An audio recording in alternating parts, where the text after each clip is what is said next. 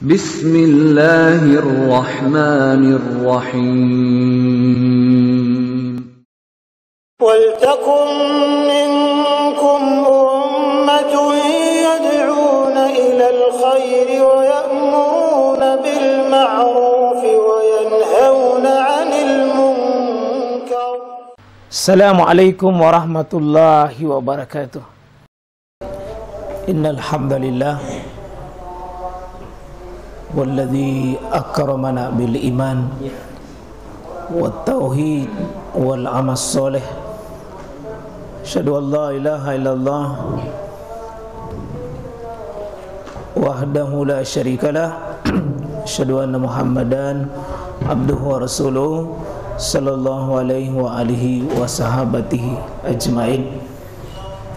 Waditu billahi rabba wa bil islami dina wa bi Muhammadin nabiyya wa rasulah.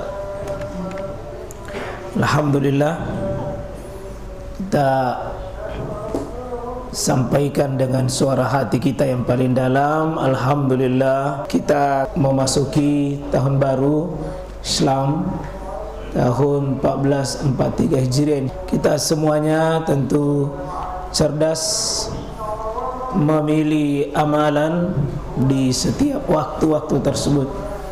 Alhamdulillah, kita sudah sempurna berusaha mengamalkan awal Zulhijjah. Ya, tentu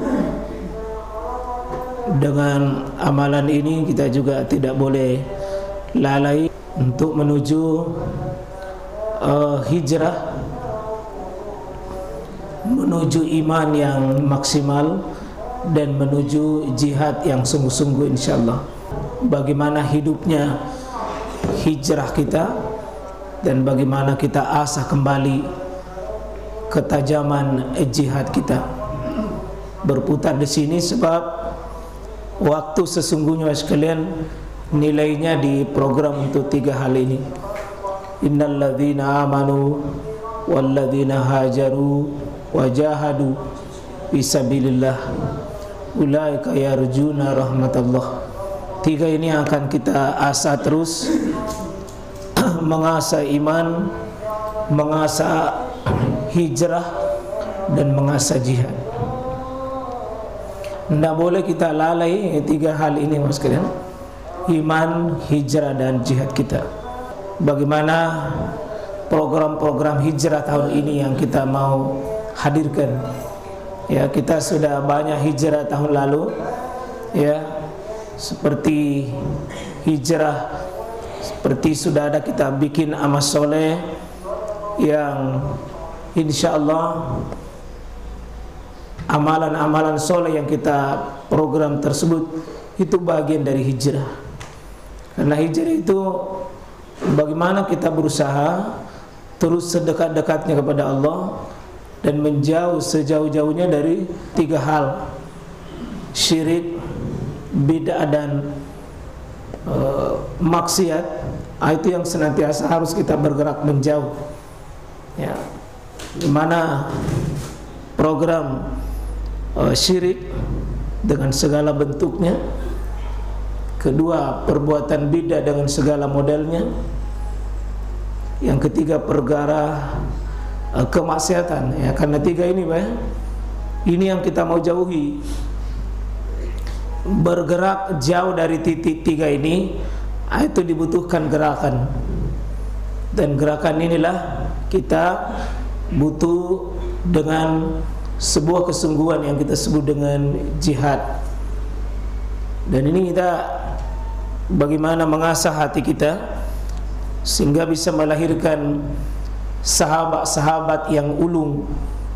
Ya, bagaimana kita belajar sahabat yang rela meninggalkan kampung halamannya demi sebuah perkara iman. Sahabat rela melepaskan seluruh hartanya yang ada di Mekah karena melihat prospek iman itu prospek yang mesti dicerahkan. Dan bagaimana sahabat itu bergembira karena iman yang mereka perjuangkan. Saya ingin mengasah diri saya dan antum semua bagaimana ada busyra, ada kebahagiaan, ada kegembiraan di balik kita berkorban, tapi pengorbanannya demi iman. Itu yang mesti gaya hidup para sahabat mesti dihidupkan. Ya, karena Quran senantiasa mengajak kita wabasyiril ladina amanu wa amilus solihat. Senantiasa gembirakan dua posisi manusia ini sangat strategis. Posisi wabasyir, gembirakan. Pertama alladzina amanu, orang yang beriman. Yang kedua wa amilus solihah, orang-orang yang beramal soleh. Jadi ketika ada iman, ada amal, ada iman, ada amal, ada iman, ada amal, antum harus memiliki busyra dalam diri kita. Ada kebahagiaan yang tidak boleh kita kehilangan, dan modal yang paling besar dengan itu adalah modal wal asri, demi waktu.